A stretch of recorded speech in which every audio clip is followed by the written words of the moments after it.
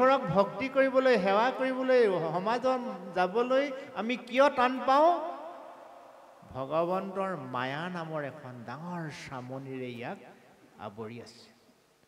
যদি এই চামনিটো আঁতৰাব পৰা নাযায়, তেতিয়াহ'লে আমি কোনো দিন জীৱন শেষ হৈ যাব।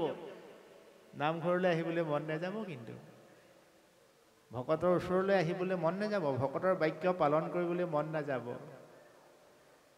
এই মায়াৰ আৱৰণটোক যদি আমি আঁতৰাব নোৱাৰোঁ, যিজনে মায়াৰ আৱৰণ আঁতৰাব জানিব, সেইজনৰ কাৰণে এই বৃহত্তৰ সংসাৰখন এটা গৰু খোজৰ সমান। গৰু খোজ মানে কি? ইমানটি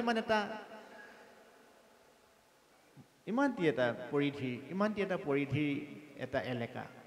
এই পৰিধিটো পাৰ হ'বলৈ আমি এটা দেউনাত, অৰ্থাৎ ইটো ভৰিৰ পৰা ইটো ভৰিলৈ যাওঁতে অন্ততঃ 10টামান গৰু খোজ থাকে, নহয়নে? যিজন মানুহে গুণী জ্ঞানী বুদ্ধিবান মায়াৰ তৰণ কৰিব পাৰে, সেই ব্যক্তিজনৰ কাৰণে সংসাৰখন গৰু খোজৰ সম। আৰু যি মানুহে